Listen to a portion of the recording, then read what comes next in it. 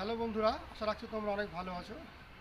অনেক সময় অফিসে দেখি আমি যে কনজিউমার এসে জানতে চায় যে অনলাইনে পেমেন্ট করলে ইলেকট্রিক বিল কেমন ছাড় পাওয়া যায়। দেখো, WBSCDSL এর আন্ডারে যারা কনজিউমার আছো তারা যদি অনলাইনে পেমেন্ট করো, আর সেক্ষেত্রে তোমরা টোটাল যে ইউনিটটা উঠবে সেই ইউনিটের 10% ছাড় পাবে।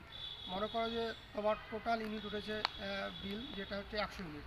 সেক্ষেত্রে তুমি 10% ছাড় মানে 100 ইউনিট হচ্ছে তোমার 10 টাকা, এবং টোটাল যে টাকাটা উঠবে সেই টাকার উপরে তোমার ছাড় হবে 1%। মনে করো যে তোমার, আমি একটা হাইপোথেটিক্যালি এক্সাম্পল দিচ্ছি, যে 100 ইউনিটের বিল হয়েছে তোমার মনে করো 600 টাকা।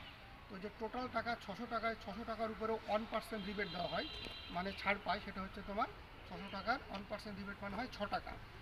তো টোটাল টাকার উপরে হয় তোমার 1% রিবেট, এবং টোটাল যে ইউনিটটা হয় সেই ইউনিটের উপরে হয় তোমার 10% রিবেট। তাহলে এইদিকে টোটাল ইউনিট ছিল 100 ইউনিট, 10% রিবেট মানে হচ্ছে 10 টাকা। আর ওইদিকে টোটাল টাকা হয়েছিল তোমার 600 টাকা, 1% রিবেট মানে হয় তোমার 6 টাকা। তাহলে টোটাল হচ্ছে তোমার 16 টাকা ছাড় পাওয়া যাবে। এবং অনলাইনে তোমরা যদি বিলটা দাও সেক্ষেত্রে তোমাদের টাইমও সেভ হবে এবং যাতায়াত খরচাও বেঁচে যাবে, অনেকটা সুবিধা হয়।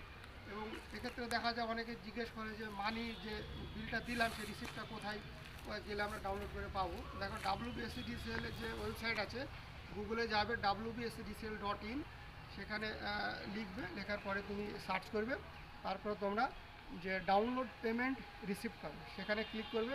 ক্লিক করার পরে কনজিউমার আইডি এবং ক্যাপচা দিয়ে তুমি যদি প্রসিড করো, দেখতে পাবে যে দুটো অপশান পাবে। একদিকে থাকবে তোমার সাকসেসফুল পেমেন্ট, আর একদিকে থাকবে তোমার যেগুলো ফেল হয়েছে পেমেন্ট সেইগুলোই।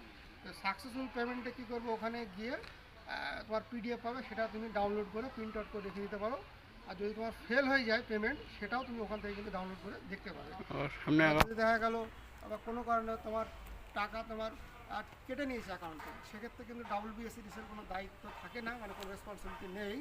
সরাসরি তোমরা ব্যাংকে যোগাযোগ করতে পারো, ব্যাংক এটা দেখে, WBSCDCL দেখে না।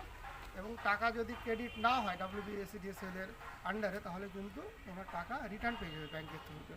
তো এইভাবে তোমরা অনলাইন পেমেন্ট করতে পারো, তোমাদের টাকা সেভ হবে, মানি সেভ হবে।